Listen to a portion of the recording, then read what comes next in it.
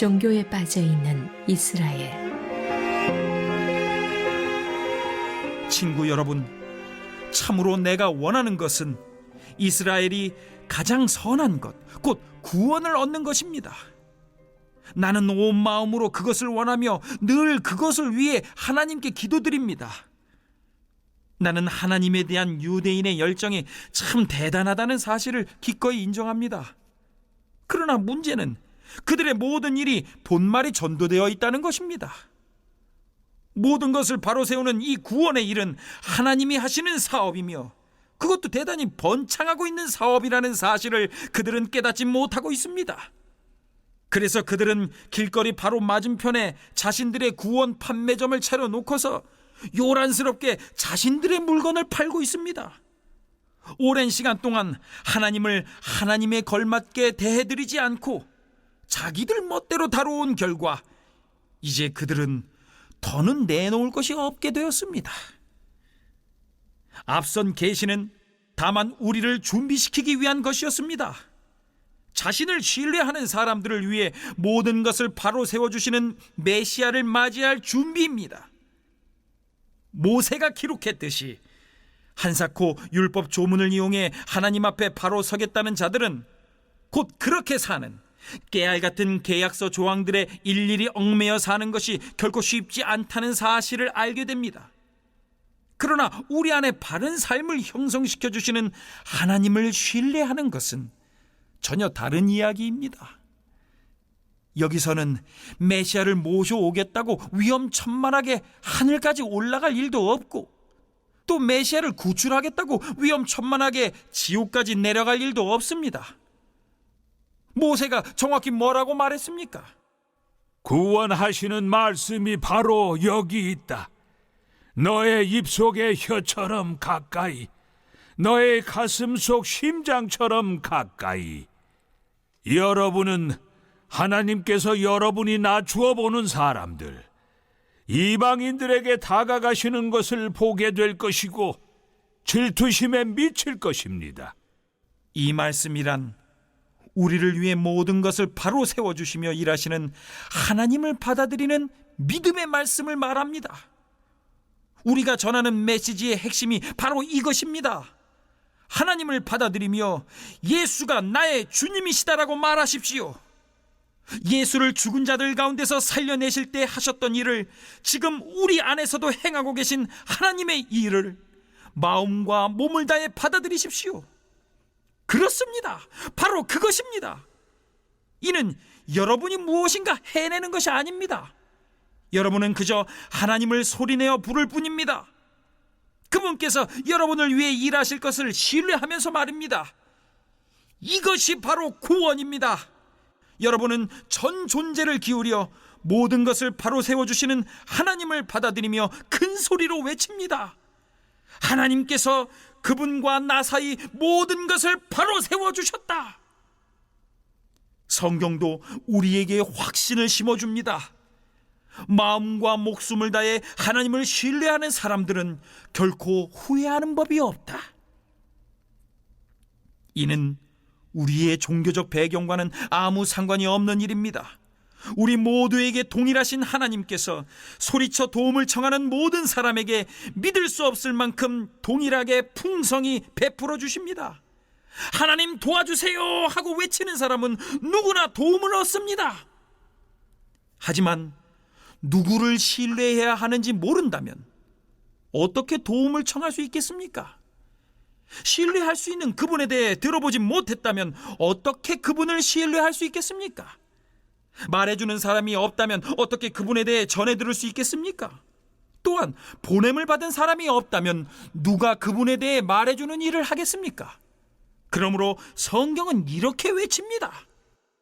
숨막히는 저 광경을 보라. 하나님께서 행하신 온갖 좋은 일을 들려주는 사람들의 저 장대한 행렬을. 그러나 모든 사람이 다 말씀을 받아들일 준비, 보고 듣고 행동할 준비가 되어 있는 것은 아닙니다. 이사야도 우리 모두가 다 한 번씩은 던질 법한 질문을 던졌습니다. 하나님, 누가 관심을 보입니까? 이 말씀에 귀 기울이고 믿는 사람이 누가 있습니까? 중요한 것은 이것입니다. 신뢰할 수 있으려면 먼저 귀 기울여 들어야 합니다. 그러나 귀 기울여 들을 것이 있으려면 먼저 그리스도의 말씀이 전해져야 합니다. 그러나 이스라엘의 경우는 지금 일어나고 있는 일에 대해 듣고 깨달을 수 있는 기회가 정말 충분히 있지 않았던가요? 전하는 사람들의 목소리가 온 세상에 울려 퍼졌고 그들의 메시지가 땅의 칠대양에까지 미쳤다. 그러므로 중요한 질문은 이것입니다. 왜 이스라엘은 이 메시지에 대한 독점권이 자신에게 없다는 사실을 깨닫지 못했던 것일까요? 다음과 같이 예언한 모세가 바로 보았습니다. 여러분은 하나님께서 여러분이 종교적으로 하등하다고 여기는 사람들에게 다가가시는 것을 보게 될 것이고 울화가 치밀 것입니다. 이사야는 담대하게 하나님의 말씀을 이렇게 전합니다. 나를 찾지도 않던 사람들이 나를 만났고 받아들였다. 나 또한 나에 대해 묻지도 않았던 사람들을 만났고 받아들였다. 그러고는 분명한 고발로 마무리 짓습니다. 날이면 날마다 나는 두 팔 벌려 이스라엘을 불렀건만 이런 수고에도 내게 돌아온 것은 냉대와 차가운 시선뿐이었다. 레위기, 신명기, 이사야, 요엘의 구약 말씀을 열거하면서 그리스도 중심적으로 이 말씀들을 재해석해서 어떻게 그리스도께서 율법의 마침이 되시는지, 이름이 되시는지 보여주고 있습니다. 5절입니다. 모세가 기록하되 율법으로 말미암는 의를 행하는 사람은 그 의로 살리라 하였거니와. 우리말 성경에는 그러므로가 생략되어 있는데요. 레위기 18장 5절에 언약을 맺은 백성으로서 삶의 방법이 제시되고 있는 것, 즉 율법에 완전히 순종해서 그것을 모두 지킨 사람은 생명을 얻게 되는데 문제는 인간에게 그런 능력이 있느냐라고 하는 그 질문을 하고 있습니다. 사람은 태어나서 죽을 때까지 한순간도 율법을 어기지 않고 살 수 있는가가 문제인데요. 인간에게 그럴 능력이 없다라고 하는 것은 이미 앞서 말씀한 바와 같습니다. 신명기 30장 12절에서 14절을 인용하면서 이 구절들이 의에 대해서 증거하는 것으로 해석하고 있습니다. 6절로 8절 보겠습니다. 믿음으로 말미암는 의는 이같이 말하되 내 마음에 누가 하늘에 올라가겠느냐 하지 말라 하니 올라가겠느냐 하면 그리스도를 모셔 내리려는 것이요 혹은 누가 무저갱에 내려가겠느냐 하지 말라 하니 내려가겠느냐 하면 그리스도를 죽은 자 가운데서 모셔 올리려는 것이라. 그러면 무엇을 말하느냐? 말씀이 내게 가까워 내 입에 있으며 내 마음에 있다 하였으니 곧 우리가 전파하는 믿음의 말씀이라. 인간이 할 수 없는 것들, 즉 하늘로 올라가는 것, 무저갱으로 내려가는 것, 그것을 그리스도께서 그의 죽음과 부활을 통해서 대신 해주셨다 말씀하고 있는 것입니다. 믿음으로 말미암는 의를 설명하려고 의인법을 사용하고 있는데요. 그가 인용하고 있는 이 신명기 9장 30장 말씀은 하나님께서 직접 말씀하시는 것이다 라고 그렇게 의인화시키고 있는 것입니다. 이것을 통합해서 자신의 해석으로 어떻게 믿음으로 말미암는 의만이 인간의 구원을 얻을 수 있는 길인가 설명하고 있습니다. 핵심은 8절에 인용된 신명기 30장 14절 말씀입니다. 하나님 말씀은 내게 가까이 있고 내 입에 있고 내 마음에 있다 하는 말씀이죠. 하나님 계명을 지키는 것이 너무 어렵고 멀리 있는 것이 아니다. 앞서 인간에게는 그럴 능력이 없다 그랬습니다. 그런데 그것이 너무 어려운 게 아니다 그겁니다. 생명과 번영 또는 죽음과 파멸의 길에서 하나님께서 신명기에서 말씀하시는 것은 하나님을 사랑하고 그의 길을 따라가며 그의 명령과 규례와 법도를 지키면 잘되고 번성할 것이다 라고 말씀하고 있는 것, 이것 그리고 앞으로 일어날 모든 일들이 바로 예수 그리스도 안에서 성취되었다는 것입니다. 다시 말해 모세를 통해서 하나님 말씀해 놓으신 모든 복과 생명과 번영은 이제 예수로 인해서 매우 가까이 왔고 입에 있고 마음에 있다는 것입니다.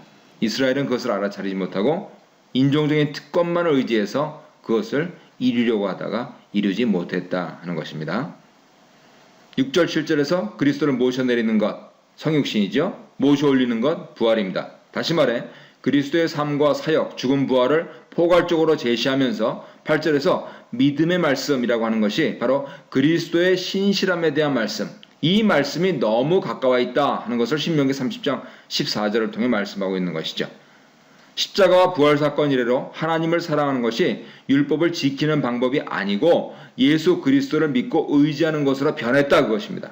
이것이 하나님이 원하시는 일이다 그겁니다. 그래서 믿음으로 추구하는 의가 바로 하나님이 원하시는 의다라고 사도 바울은 선포하고 있는 것입니다. 요즘에도 유대인들은 이것을 받아들일 수 없어 합니다. 9절입니다. 네가 만일 네 입으로 예수를 주로 시인하며 또 하나님께서 그를 죽은 자 가운데서 살리신 것을 네 마음에 믿으면 구원을 받으리라. 사람이 마음으로 믿어 의에 이르고 입으로 시인하여 구원에 이르느니라. 이 복음의 핵심을 요약하고 있습니다. 믿음에 대한 내면의 의지 그리고 공개적인 고백을 보여주고 있습니다. 학자들은 9절이 초대교회 신앙 고백의 일부일 가능성이 있다고 말하고요. 10절은 그것을 설명하고 있는 것입니다. 한마디로 바울의 구원 신학이 응축되어 나와 있습니다. 하나님의 의를 얻기 위해, 즉 구원을 받기 위해서 해야 할 오직 한 가지는 예수 그리스도께서 주시라 하는 것을 입으로 고백하는 것, 그리고 하나님이 그리스도를 죽은 자 가운데서 다시 살리신 것을 마음에 믿는 것입니다. 앞서 말씀드린 대로 신명기 30장 14절을 그리스도 안에서 적용하고 있는 것이죠. 물론 여기서 고백하고 믿는 것이 오늘날처럼 편한 시대 상황은 아니다 라고 하는 것은 유념해야 되겠습니다. 11절입니다. 성경에 이르되 누구든지 그를 믿는 자는 부끄러움을 당하지 아니하리라 하니 유대인이나 헬라인이나 차별이 없습니다. 한 분이신 주께서 모든 사람의 주가 돼서 그를 부르는 모든 사람에게 부요하시도다. 누구든지 주의 이름을 부르는 자는 구원을 받으리라. 이사야 28장 16절, 요엘 2장 32절에서 말씀하시듯이 구약에서 주님의 이름을 믿고 부르는 것을 예수께 적용하고 있습니다. 구원이 믿음에 근거한 것이 되었다라고 하는 의미는 유대인 이방인 차별 없이 구원받게 되었다 하는 것을 말합니다. 이사야에서 말씀하신 믿음으로 말미암는 의를 얻은 사람은 하나님 심판에서 구원을 받는다라고 밝히고 있는 것이죠. 이렇게 구원받는 것이 종합된 구절이 13절입니다. 주의 이름을 부르는 사람은 누구든지 구원을 받을 것입니다. 이 본문은 놀라운 그러한 적용을 하고 있는데요. 구약에서 아버지 하나님께 적용되었던 모든 것을 예수 그리스도께 직접 적용하고 있다는 것입니다. 오늘도 이 복음을 받으시고 믿으심으로 승리하는 날 되시길 바랍니다. 14절부터 21절까지입니다. 이스라엘이 핑계치 못하는 이유는 그들에게 복음 전하는 전도자들의 복음이 이미 선포됐고 그들이 들었지만 믿고 순종하지 않았기 때문이다 라고 말씀합니다. 동시에 하나님은 여전히 그의 백성을 포기하지 않으신답니다. 14절 보겠습니다. 그런즉 그들이 믿지 아니하는 일을 어찌 부르리요 듣지도 못한 일을 어찌 믿으리요 전파하는 자가 없이 어찌 들으리요 보내심을 받지 아니하였으면 어찌 전파하리요 기록된 바 아름답도다 좋은 소식을 전하는 자들의 발이여함과 같으니라. 이사야 52장 7절에 근거하여서 바울 자신이 앞서 신명기 30장에 근거해서 선포한 말씀을 반박하는 이스라엘의 논증을 4개의 3단 논법을 이용한 질문, 특히 법조인의 음성으로 그렇게 질문하는 것을 통하고 바울 자신이 거기에 대해서 재논박하는 입장으로 논증을 하고 있습니다. 첫째 질문, 저희가 믿지 아니하는 일을 어찌 부르리요? 라고 하는 것, 이에 대해서는 뒤에 16절, 7절, 19절, 21절에 나와 있는데요. 하나님은 이스라엘이 들을 수 있게 모든 것을 다 하셨고 하나님께서 손을 벌리고 그들에게 다가갔지만 그들이 듣고도 믿지 않았다라고 말씀합니다. 둘째 질문, 듣지도 못한 일을 어찌 믿으리요? 라고 하는 것은 시편 19편 4절에 근거하여서 이미 하나님 말씀은 땅끝까지 전파되었다라고 18절에서 말씀하고 있습니다. 셋째 질문과 넷째 질문, 전파하는 자가 없이 어찌 들으리요? 보내심을 받지 아니했으면 어찌 전파하리요?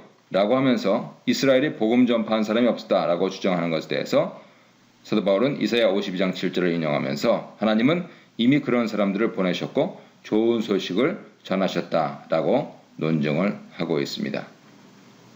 바꿔 말해서 이스라엘이 듣고도 믿지 않은 것이고 하나님은 선포할 사람을 분명히 보내셨고 그 사실을 하나님 말씀이 증거하고 있다고 반박하고 있는 것입니다. 이를 통해서 하나님께 책임을 전가할 수 없고 오히려 이스라엘에게 책임이 있다라는 결론을 내리고 있습니다.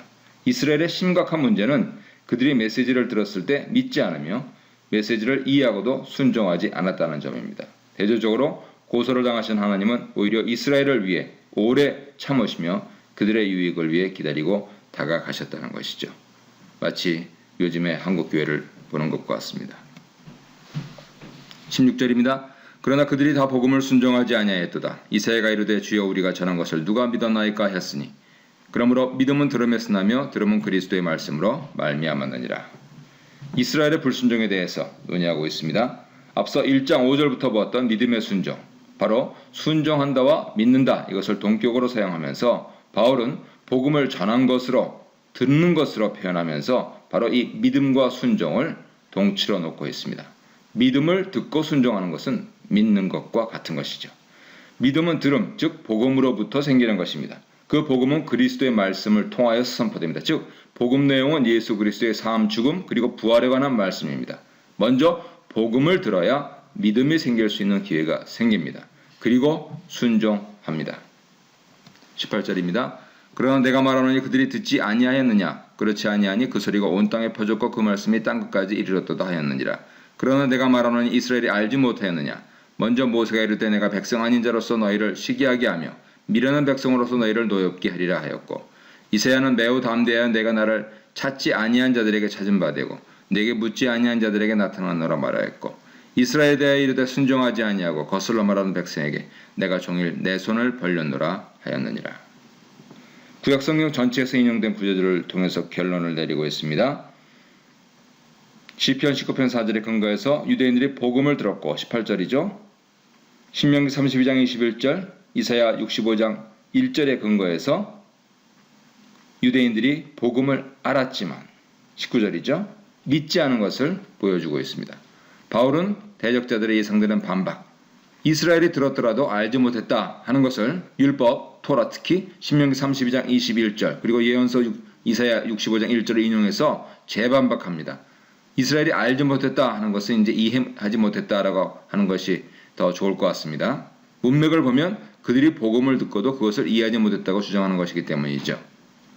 이에 반해서 사도 바울은 신명기 32장 20절에 근거해서 이스라엘을 믿음이 없는 자녀라고 부르면서 그 중심에 우상 숭배가 있음을 지적하면서 더구나 그들이 이방인들을 질투하는 모습이 사실은 이해했다, 이미 복음을 이해했다라고 하는 것을 암시한다고 그렇게 말씀을 하고 있는 것입니다.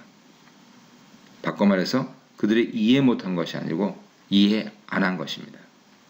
반면에 의를 추구하지도 않은 이방인이 믿음으로 의를 찾게 된 것을 다시 언급하면서 믿음으로 율법을 추구하지 않은 이스라엘의 문제를 지적하고 있는 것이죠. 그럼에도 불구하고 하나님께서는 아직 이스라엘을 포기하지 아니하시고 자비로 그들에게 계속 손을 내밀어서 그들이 돌아오기를 기다리신다는 것을 말한 것입니다. 그때는 유대인입니까?